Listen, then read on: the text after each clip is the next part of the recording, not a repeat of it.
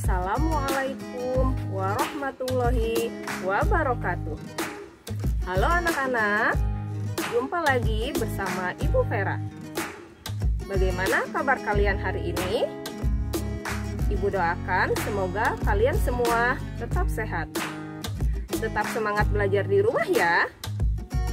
Untuk pertemuan kali ini, kita akan belajar tema 6, subtema 3, pembelajaran pertama dengan muatan mata pelajaran Bahasa Indonesia dan IPA.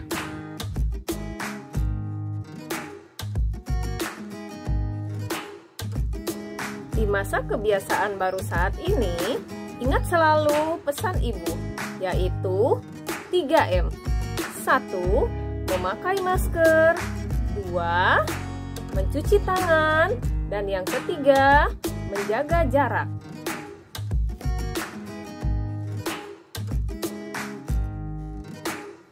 Sebelum kita memulai pembelajaran kita kali ini, marilah kita berdoa bersama-sama. Bismillahirrahmanirrahim. Raditu billahi robba, wabil islami dina, wabi Muhammadin nabiyya wa rasula. Rabbi zidni ilman warzuqni fahman. Amin. Adapun tujuan pembelajaran kita kali ini yaitu dengan menggarisbawahi kata kunci, siswa mampu menyebutkan kata kunci dari teks penjelasan pada media secara tepat. Dan juga dengan melakukan kegiatan pengamatan, siswa mampu menjelaskan benda-benda yang dapat bersifat mempercepat dan menghambat perpindahan kalor dengan benar. Anak-anak, coba kalian perhatikan gambar ini. Apakah yang sedang mereka lakukan? Di sini terlihat seorang ibu dan anaknya sedang memasak di dapur.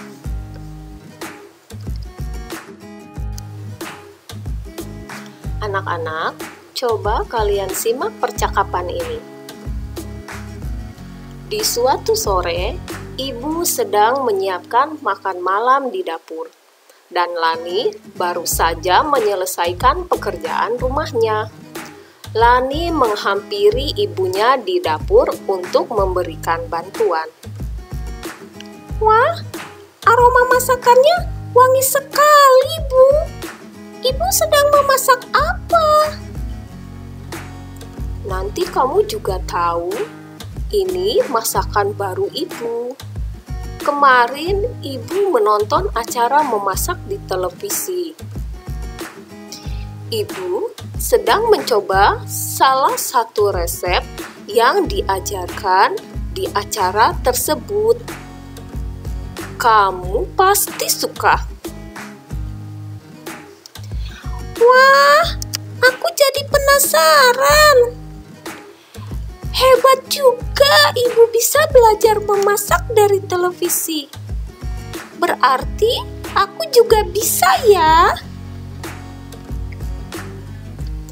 Televisi itu merupakan salah satu media elektronik yang paling banyak ditonton masyarakat kita kan? Ada banyak informasi yang bisa diperoleh dari televisi, termasuk informasi tentang memasak ini. Selain televisi, sekarang ada internet yang menyediakan berbagai informasi melalui situs-situsnya. Yuk, bantu ibu memasak. Tolong ambilkan spatula kayu itu untuk mengaduk sayuran yang sudah ibu masukkan ke dalam masakan ibu tadi ya, Lani. Baik, Bu. Ngomong-ngomong, mengapa tidak memakai sendok sayur yang biasa kita pakai untuk mengambil sayur dari panci untuk mengaduk, Bu. Tahukah kamu, sendok sayur yang biasa kita pakai itu terbuat dari bahan apa? Coba bandingkan dengan spatula kayu itu. Apakah keduanya terbuat dari bahan yang sama? Sendok sayur itu terbuat dari logam dan spatula itu dari kayu. Lalu, manakah yang menurut Lani akan mudah panas bila bersentuhan dengan kuah sayur yang mendidih di dalam panci itu? Sendok sayur dari logam itu atau spatula kayu?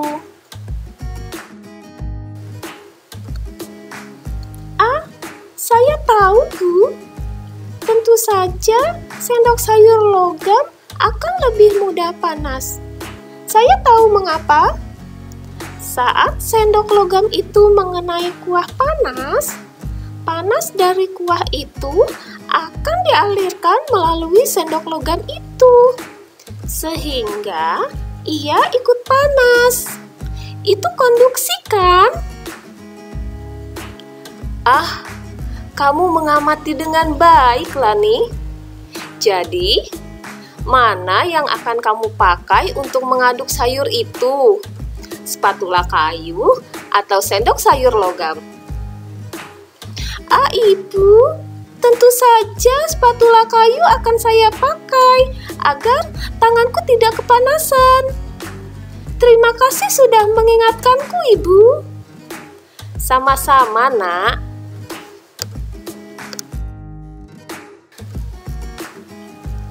Dari percakapan yang sudah kalian lihat tadi, ternyata Lani lebih memilih spatula kayu daripada sendok sayur logam. Mengapa? Karena spatula kayu tidak menghantarkan panas.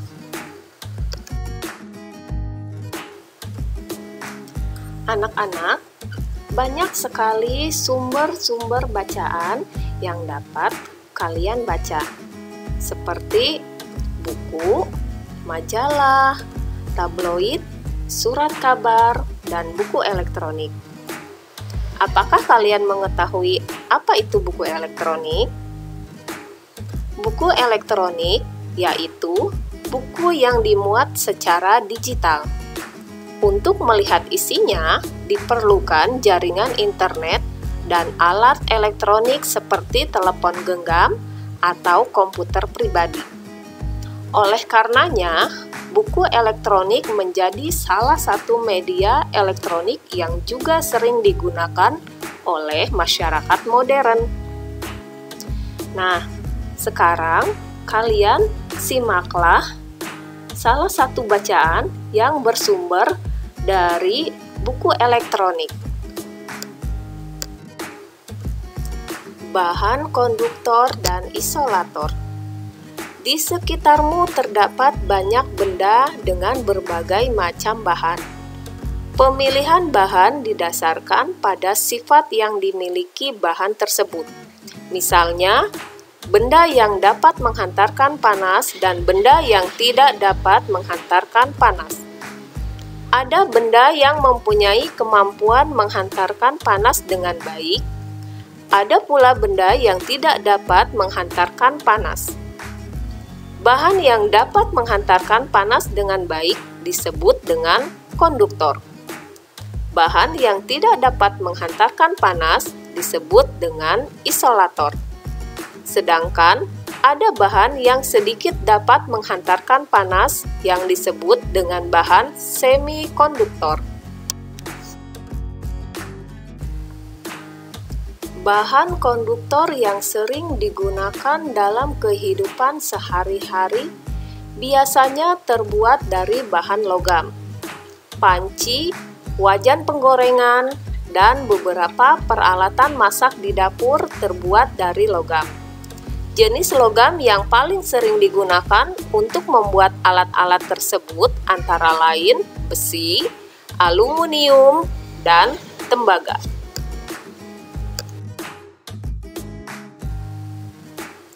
Bahan yang tidak dapat menghantarkan panas disebut isolator.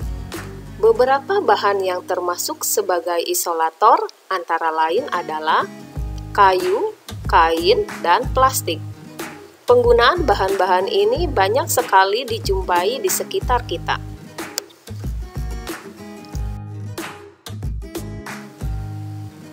Penggunaan bahan konduktor dan isolator dapat diterapkan secara bersamaan pada sebuah alat. Perhatikanlah gambar di samping ini. Panci yang biasa digunakan untuk memanaskan air ini terdiri atas bahan yang berbeda. Ada bahan yang berfungsi sebagai konduktor, ada yang berfungsi sebagai isolator. Gambar tersebut terlihat bahwa penggunaan bahan isolator berguna untuk mencegah panas dari sumber panas yang dialirkan ke pengguna panci. Aliran panas berhenti pada bahan isolator karena bahan tersebut tidak dapat mengalirkan panas secara konduksi dari sumber panas. Sehingga penggunaan bahan isolator terutama untuk melindungi pemakai alat agar tidak kepanasan dan dapat menggunakan alat tersebut sebagaimana mestinya. Bacaan tersebut bersumber dari buku elektronik BSE IPA kelas 5 Pusat Perbukuan tahun 2010. Tadi kalian sudah membaca bacaan yang bersumber dari buku elektronik. Sekarang, perhatikan dengan seksama bacaan di atas, dan kamu akan menemukan beberapa kata yang dicetak miring. Tuliskan kata-kata tersebut di dalam tabel berikut, lalu carilah artinya dengan menggunakan kamus.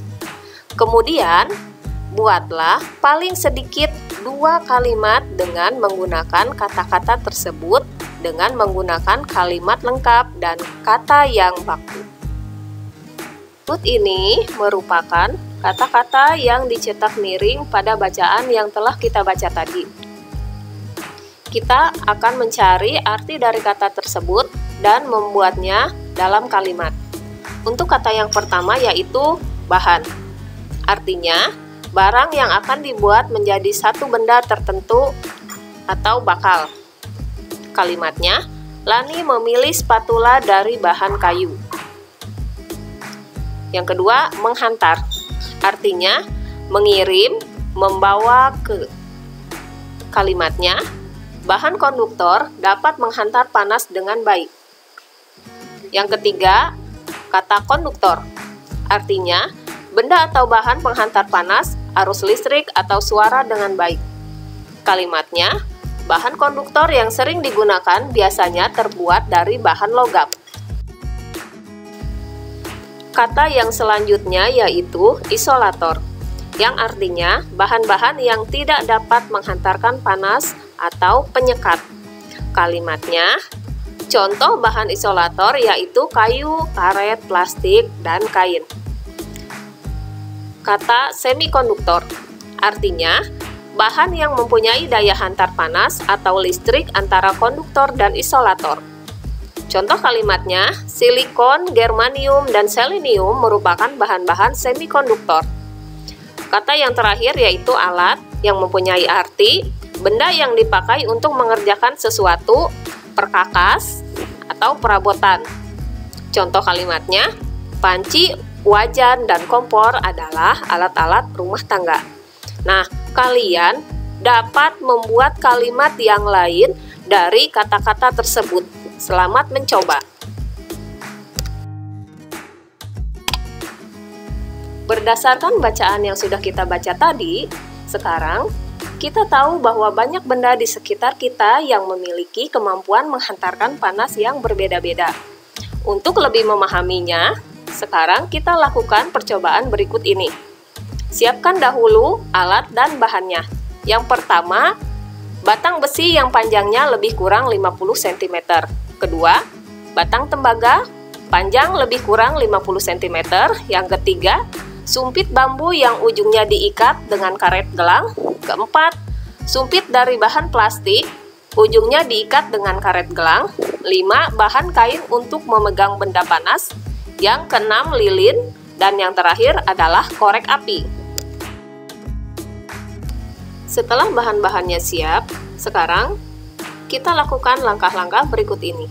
Yang pertama, bakarlah besi di atas lilin yang telah dinyalakan dengan korek api. Peganglah ujung besi dengan tanganmu. Bila kamu telah merasakan panas, segera pindahkan besi dari nyala api. Langkah yang kedua, peganglah batang besi dengan menggunakan sumpit bambu.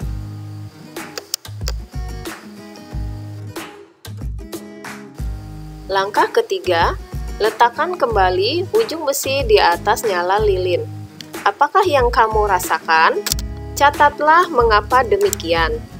Langkah keempat, ambil dan letakkan batang tembaga di atas nyala lilin.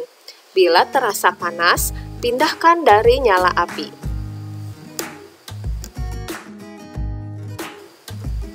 Langkah kelima, lapisilah tembaga dengan kayu pada bagian ujung yang kamu pegang. Langkah keenam, letakkan kembali batang tembaga di atas nyala lilin. Apakah yang kamu rasakan? Mengapa demikian?